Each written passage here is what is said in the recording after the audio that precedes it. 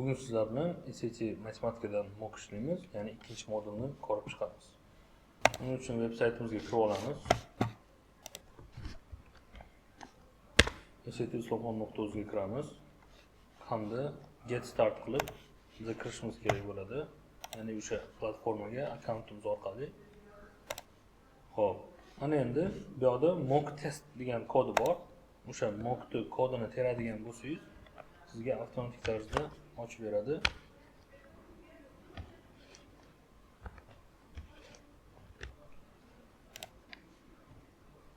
Start mode kod qilamiz. Ana endi bizga single modul kerak. Bittagina modulni ishlaymiz. Ikkinchi modulni ishlashimiz kerak bo'ladi. Vaqtni 5 xil rejimda biz tanlasak bo'ladi. Ya'ni standart vaqtimiz bor va uni tezlashtirilgan, ya'ni kamroq vaqtda ishlasa bo'ladi yoki undan ham kamroq vaqt, ko'proq vaqt o'zingizga qulay holatda ko'rishingiz mumkin bo'ladi. Modul 2 ni ishlaymiz. 35 minut vaqt berilgan yoki 05 time qilib ko'radigan bo'lsangiz, 18 minut vaqt beriladi. O'zingizga qaysi biri qulay bo'lsa, o'shandan ishlasangiz bo'ladi. Biz 35 minut standart time ni tanladik. Bizda vaqt ketdi, boshlandi. 35 minut orqaga qarab sanash. Decimal kalkulyatorimiz bor. Hamda o'zimizga qulay o'lchamda qilib olamiz. Ya'ni misolni kattalashtirib, kichiklashtirsak bo'ladi. Birinchi savoldan boshlaymiz. Which expression equivalent? Equivalent degan teng. Ya'ni qovusni shunchaki ochamiz, 14x kvadrat minus 84 degan javob bo'ladi. Ikkinchisida biz qaraymiz, 900 gram mass of, ya'ni 900 gram massa bor ekan, soil sample. Hamda determine that it contained 189 gram of water. 900 gramda 189 grami water ekan, ya'ni suvga tegishli ekan. Savolni ko'ramiz, what is percentage of water? Ya'ni suvni foizini so'rayapti. Bizni proporsiya qo'radigan bo'lsak, decimal kalkulyatordan foydalanamiz. Ya'ni bizda jami berilgan 900 gram massa, o'shandan 189 grami water ekan. Demak, 189 ni bo'lamiz 900 gramga. Bu narsani 100 ga ko'paytiradigan bo'lsangiz, foizda kelib chiqadi. Ya'ni suvni necha foiz tashkil qiladi? Suv necha foizni tashkil qiladi? Uchinchi savol, tenglik sistemasi berilgan. Biza buni decimalga qo'yishimiz shart emas, ko'chirish. Sababi mana birinchisida 5 ni minus o'tkazadigan bo'lsak, x ni qiymati 6 chiqyapti. 6 degan javob faqat bizda a bilan b da bor. Endi x ni o'rniga 6 ni qo'yib ko'ramiz va hisoblaymiz. Hisoblasam natijamiz 111 chiqadi. Decimaldan ham tezroq bo'ladi bu misol. Keyingisi, bunday oddiy tenglama, decimalga yozish shart emas. 42 ni bu yerga minus o'tkazamiz. Yoki decimalga yozsak ham bo'lardi, farqi yo'q. Misol uchun 6 taqsim 7 ko'paytiramiz x deylik. Plus bizda 42 hamda barobar 84. Grafikga qaraydigan bo'lsak, p ni qiymati kelib chiqdi 49 ga teng. Ya'ni x ni qiymati 49, p ni qiymati. Bizga 7 p kerak. 49 ni 7 ga ko'paytiramiz. Natijamiz 340 chiqadi. Keyingisi, bu turdagi misolda ham decimal shart emas, qovusdagi narsani, ya'ni e'tibor bering, hammasi bir xil. Shu narsani a yoki t deb belgilab olamiz. 5a barobar 4a plus 58. Bundan a ni qiymati kelib chiqadi. X ni qiymatini topishimiz shart emas. 6-chi misol, circle n, ya'ni qanaqadir aylana bor. Radius of 6 mm, radiusi 6 ga teng ekan. M circle bor. Areasi 121 pi metr kvadratga teng. Bizdan so'rayotgan narsa total, ya'ni umumiysini so'rayapti. Radius 6 bo'lsa, 36 bo'ladi yuzasi, 36 pi plus 121 pi, natijamiz bizda 157 pi kelib chiqadi.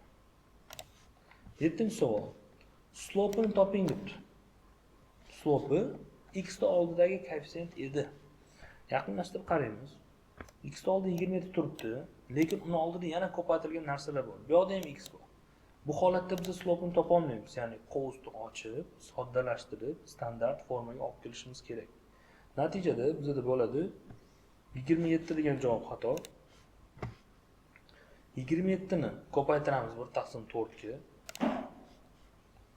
Ya'ni 27 bo'lamiz 4 deylik. Hamda plus qilishimiz kerak. Biz x oldida koeffitsient. X oldida koeffitsient 7 ga teng. Natijamiz 13,75 ekan. Kasr ko'rinishida yozsak 55 taqsim 4 ekan. Natijamiz bu bo'ladi. Bitta funksiya berilgan hamda bu formula berilgan. A is a constant, what is the value of A debdi. Funksiyani o'rniga -19 ni qo'yib oling.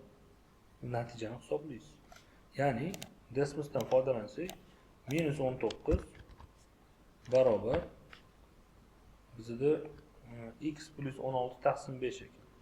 Ya'ni x plus 16 hamda bo'lingan ekranni ko'paytirib 5 qilib yozib o'raylik.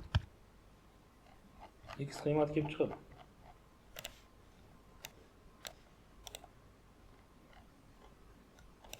X qiymati kelib chiqdi -111. Bizda javob A ekan. 9-savolga o'tamiz. Qanaqadir dot plot berilgan nuqtalar savol qismiga o'taylik. Bizda whole numbers, ya'ni butun sonlar 13 ta bor ekan. Nuqtalar sanab chiqsangiz ham 13 ta bo'lardi. Jupiter's moon is represented in dot plot. 13 ta ma'lumotni ko'rsatilgan grafikda. Additional moon with orbital period, ya'ni qo'shimcha qo'shilyapti bitta 251. Taxminan bu yoqda chaproqda kichikroq son qo'shilyapti. To origin data set to create new data set of 14 orbital periods. 13 taga bitta qo'shganimizdan keyin jami 14 ta va boshqa data set hosil bo'ldi. Savol o'qiylik. Which statement best compares the mean kerak joy hamda median. Demak, mean bilan medianlarni solishtirishimiz kerak. Birinchi o'rinda meandan boshlaymiz. Bizda sonlarimiz birinchi holatda 720 bilan 732 orasida edi. Bularning o'rtachasi, ya'ni o'rta arifmetiki deydigan bo'lsak, shu 700 atrofida chiqadi. O'rtachasi. Ana endi bitta 14-sonni 251 bilan qo'shdik. Ya'ni kichkina son qo'shdik. Bularning o'rtachasi kamayadi. Qanchaga kamayishini hisoblashimiz shart emas. Kamayishini bilsak bo'ldi. Javoblarga qaraymiz. Mean is equal debdi. Yo'q, bu equal emas. Keyingisi mean equal debdi mana. Yo'q, bu equal emas, ko'rdik. Yanginiki kamroq bo'lishi kerak ekan. O'sha javobni izlaymiz. Mean of new data set less. Kamroq, bu to'g'ri keladi. Hali qolgan qismiga o'tganim yo'q. Mean data set is less than. Bu ham to'g'ri keladi. C ham D ham to'g'ri hozircha. Endi medianni ko'ramiz. Median ma'nosi o'rtadagisi, midpoint, middle point. Ya'ni sanab chiqadigan bo'lsangiz, bu yerda 7-son bo'ladi. Birinchi holatda 1, 2, 3, 4, 5, 6, 7. Demak, 7-sonim 724 ga teng ekan. Birinchi holatda. Bitta son qo'shganimizdan keyin 7,5-son bo'ladi. Unda ham mana bu 251 chap tarafda bo'ladi. 7,5-sonim ham o'sha 724 ga teng bo'ladi. Demak, medianning qiymati o'zgarmas ekan. O'rtadagi qiymati shuni javobni izlaymiz. Less than debdi, yo'q. Equal debdi. Equal nima equal? Medianlari equal. To'g'ri javob bizda D bo'ladi. 10-savol. Chiziqli funksiya bor. Mana bunaqa ifodani berib qo'ygan hamda P5 34 ga teng va slopi 6 ga teng. Mana shu joygacha yozib olaylik. Ya'ni bizda y barobar 6x hamda buni bni qiymatini bilmaymiz. Ana endi shunga plus b deb yozib olaylik. Bal turib tursin. X o'rniga 5 ni qo'yamiz, y o'rniga 34 ni qo'yamiz. Natijamiz b ni qiymati bizga kelib chiqadi 4. Demak, bu birinchisining formulasini topdik. Ana endi mana bundan x o'rniga c ni qo'yib olib, y o'rniga -2 ni qo'ysak, o'sha c ni qiymati kelib chiqadi. Nechaga tenglik? -2 barobar 6c plus 4. Demak, c ni qiymati -1 ekan. -1 ni bu yoqqa yozamiz. Bizdan nimani so'ragan? Slope'ni so'radi. Yana desimiz kerak bo'ladi. Table'ni ochamiz. Bor ma'lumotlardan foydalanamiz. Ya'ni c ni qiymati bizga -1 ga teng. -1.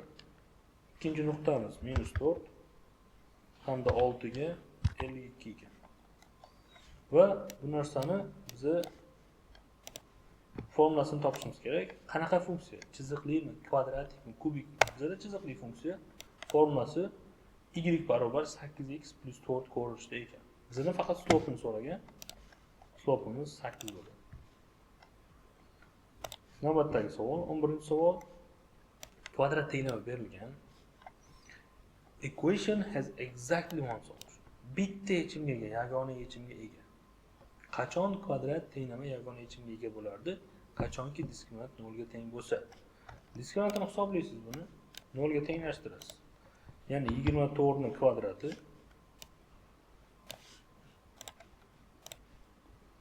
hamda minus 4 kara 18 kara s emas x deylik barobar 0.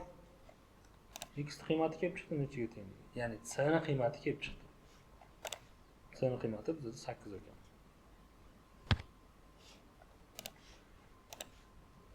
O'n ikkinchi savol. Bizda right rectangular prism bor ekan. Right rectangular prism bor. Each structure has a height 11 inches. Balandligi 11 ga teng ekan. 11 inchga teng. Length of each structure's base asosi bo'lsa is x inches. Asosi x ga teng. Which is, ya'ni o'sha asosi which is qaysidirki 1 inch more than the width of structure the base. Ya'ni asosidan bittaga uzunroq. Ya'ni nima degan? Bu yerda asosi x ga teng. Uni asosini bo'yi eni deymiz-ku, to'g'ri burchakda, rectangle-da. Ya'ni length bilan width deymiz. Length'i o'sha width'ga nisbatan 1 cm ga uzunroq ekan. Demak, bitta tomoni x bo'lsa, bunisi tomoni x minus 1 bo'ladi. Balandlik bizda berilgan 11 ga teng. Volume'ni toping degan. Volume prizmada, ya'ni to'rtburchakli prizmada barcha tomonlarni ko'paytmasi bo'ladi. Ko'pchilik 1 more ni ko'rib, plus 1 bilan adashtiradi. Yo'q, bu 1 cm ga, o'sha 1 inchga ko'proq deyapti. Nimaga nisbatan? Mana bunga nisbatan. Demak, x minus 1 qilishimiz kerak. 13-savolda bizda tenglama berilgan. Ya'ni k ni constant number debdi. Hamda solutioni, bitta solusioni 1 taqsim 224 ga teng. What is the value of k debdi. K ni qiymatini toping degan. Desimizni ochamiz. Ya'ni tenglamani o'zini yozaveramiz. Bizda qovus ichida bo'lishi kerak. X plus 1 hamda bo'lamiz 5x kvadrat. 5x ni o'zini yozamiz, chunki o'ng tarafda ham x bor, uni qisqartirib yubordim. Natijamiz bizda k ga teng bo'lishi kerak. Hamda x o'rniga bizga qo'yib olishimiz kerak. 1 taqsim 224 ni o'zgartiramiz. X o'rniga 1 taqsim 224. Bu yoqda ham ko'paytiramiz. 1 taqsim 224. K ni o'rniga biz noma'lum sonni o'zimizga qulay qilib x mi y ni deb belgilab olamiz. O'shanda x qiymati kelib chiqadi. Ya'ni 45 ga teng ekan K ni qiymati. Navbatdagisi 14-savolimiz.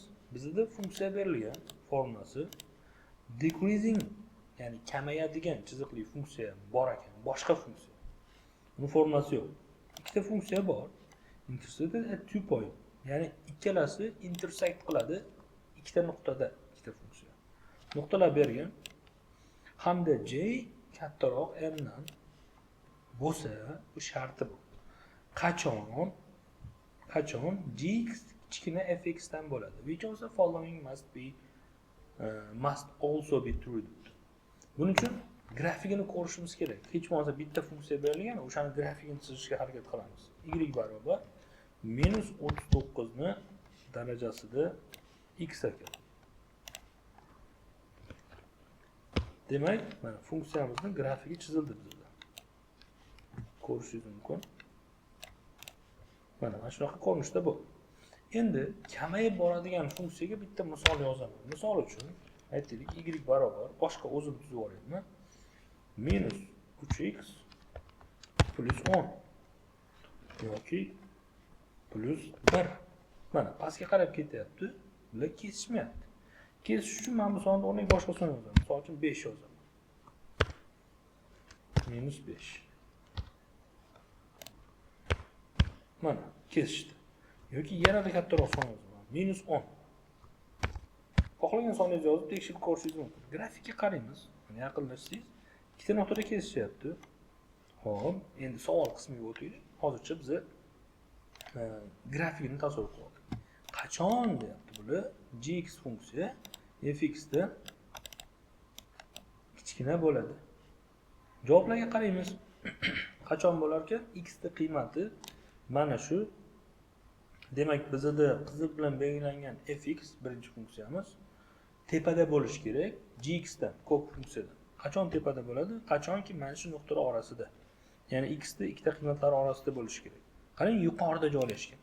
Qizil funksiya ham ko'kka nisbatan o'sha oraliqda. Demak, bu nuqtalarimiz bizda berilgan h hamda k ekan. Mana shu nuqtalar orasida bo'lishi shart. Javobimiz D bo'ladi.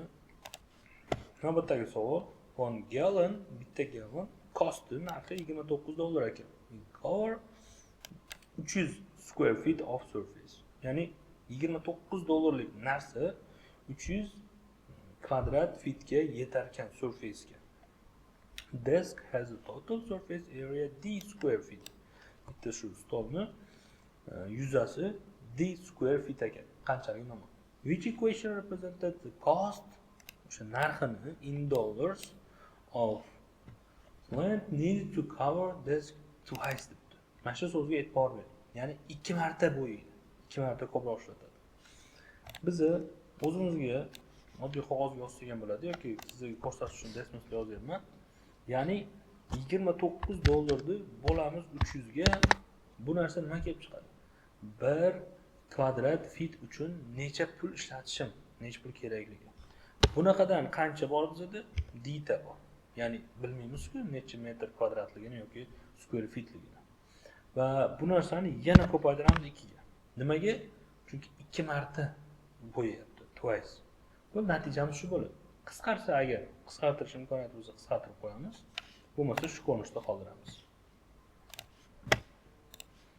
16-savol. Triangle prism, ya'ni uchburchakli prizma bor ekan. Balandligi 9 ga teng, volume mana bunga teng. What is the area of base of prism? Ya'ni uchburchakli prizmani asosini yuzasini so'rayapti. Uchburchak yuzasini volume, hajmini topish formulasi bor edi. Bu yerda ko'rsatilgan, referensda ko'rsangiz bo'ladi. Va undan tashqari qovusida ham aytib qo'ygan nimaga tengligini. Volume of triangular prism is equal to b multiplied by h. B nimaligini aytgan? Area of base hamda h nimaligini aytgan. Ikkita joyda berilgan. Ya'ni asos yuzasiga balandlik ko'paytirsangiz, hajm kelib chiqadi. Bizga berilgan volume bo'lib olsak bo'ladi. 234 bo'lamiz 9 ga. Natijamiz 26 ekan. 12-savol. Area of 56 square nautical miles equivalent to k square kilometers. Demak, 56 square nautical miles is equal to k square kilometers. Demak, bundan bunga o'tish kerak. Square kilometers o'tish kerak. Converting to the units temamizga bog'liq ekan. Biz aytdik, 56 ko'paygan turadi. Oldagi koeffitsient hech qachon o'zgarmaydi. Ko'paytiramiz. 1 nautical mile mashincha kilometrga teng ekan. Kvadrati bo'lsa, uni ham kvadratga ko'taramiz. 1.857 ni kvadrati javobimiz bizda 192.07 hokazo ketadi. Savolni o'qiylik. Nearest to the tens deb shu joyga e'tibor bering. Nearest to the tens deganda bu virguldan keyin bitta raqam qoldirguncha yaqinlash kerak. Ya'ni javobimiz 192 butun virgula nuqta 07 va hokazo bo'lishi kerak. Buni one decimal places bo'lsa bir yozib qo'yasiz bo'ldi. Virguldan keyin bitta yaqinlash kerak. Circle in xy plane has a center. Ya'ni bitta aylanani markazi bor ekan. Radius of 9 ga teng. Shu joygacha yozib olaylik. Demak, aylana tenglamasi bizda bor edi. Ya'ni x plus 7 ning kvadrati hamda plus y minus 3 ning kvadrati hamda barobar 81. Chunki 9 ning kvadrati degan-ku. Demak, aylana tenglamasini biz tuzdik, bilib oldik. Savol. Boshqacha formada berilgan ekan aylana tenglamasi bizda. Value of c debdi. Ya'ni c ning qiymatini topishimiz kerak. Qovusni ochib oling. Bu narsani qovus ochadigan bo'lsangiz nima bo'ladi? x kvadrat plus 14x plus 49. Ya'ni qo'shimchasiga 49 qo'shilyapti. X y qismlari kerak emas. Bunda ham y kvadrat minus 6y plus 9. Hamda biza plus x qilaylik bu narsani barobar 81.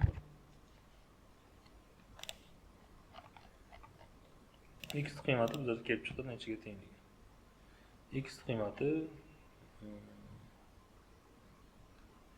bu tarafda 81 emas 0 bo'lishi kerak ekan.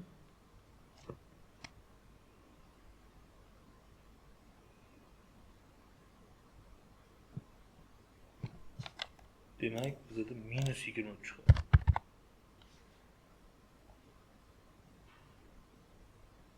Aha. Keyingisi 19-savol. Ikkita tenglama sistemasi berilgan. System has two distant real solution. Ikkita yechimga ega bo'lishi kerak. Which of the following could be value of c debdi. Kvadrat tenglama qachon ikkita yechimga ega bo'lardi? Qachonki diskriminant 0 dan katta bo'lsa. Shu qoidani ishlatamiz. Buni oldin biz to'g'rilab yozib olaylik bu narsani. Ya'ni y barobar bizda x minus c. Hamda ikkinchisini ko'radigan bo'lsak, y barobar minus 4 qovus ichida x minus 6.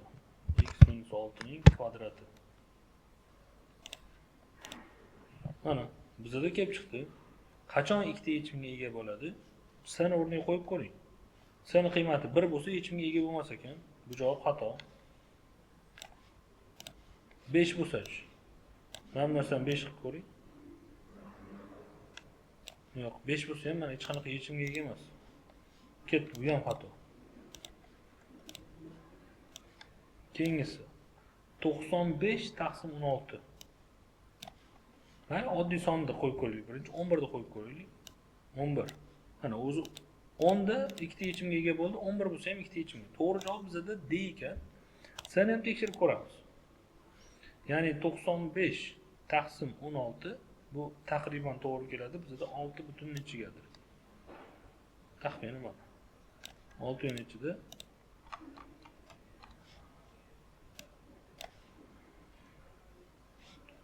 Bu narsani aniq ko'rishimiz mumkin.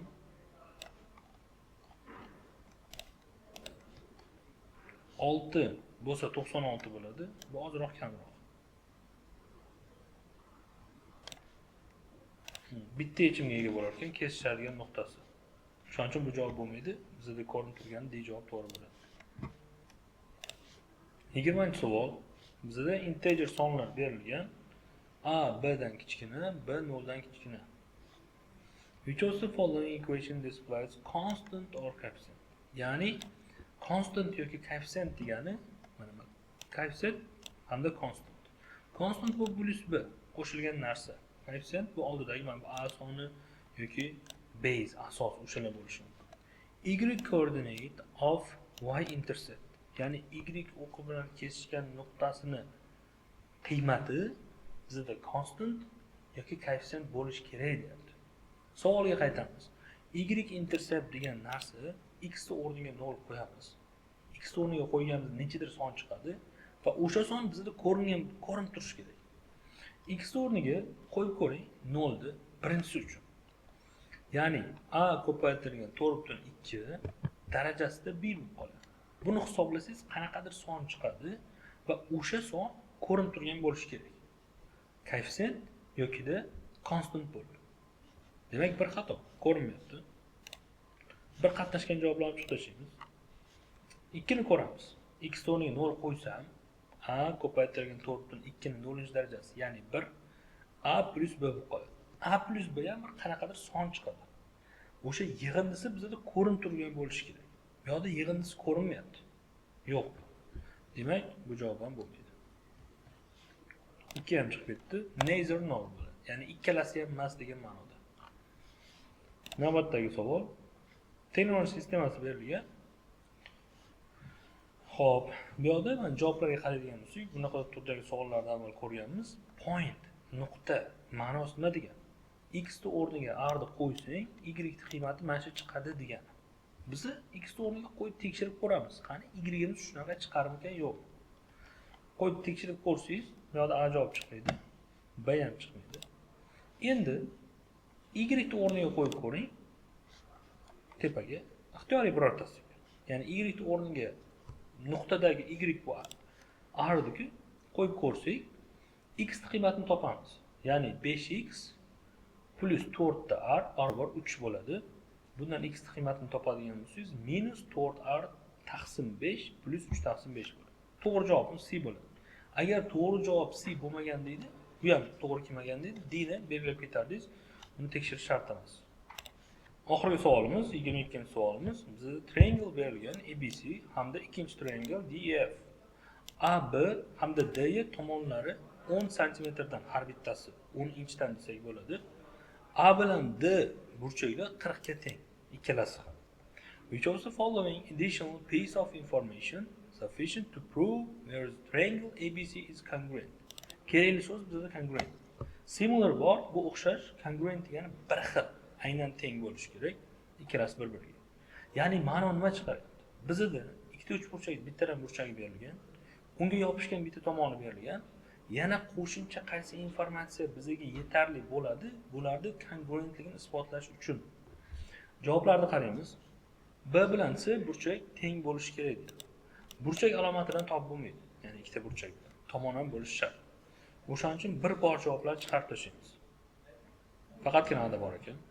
Keyingisi length of size AC hamda DF equal.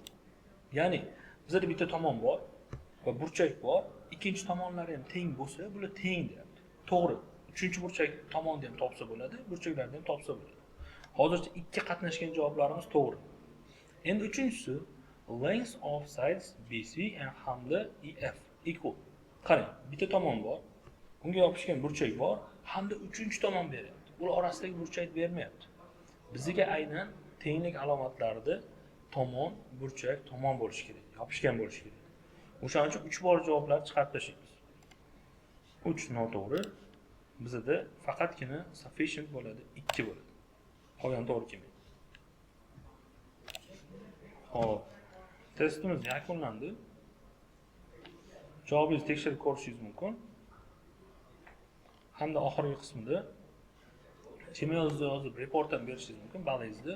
Hamda mabodo qaysidir savol noto'g'ri bo'lsa ko'rishingiz mumkin. Qaysi savolga ko'p vaqt sarflagansiz, hammasi haqida ma'lumot berilgan. Qo'shimchasiga explanation part ham bor, uni ham ko'rishingiz mumkin. Xo'p, shu bilan bugungi mockimiz yakunlandi. E'tiboringiz uchun rahmat.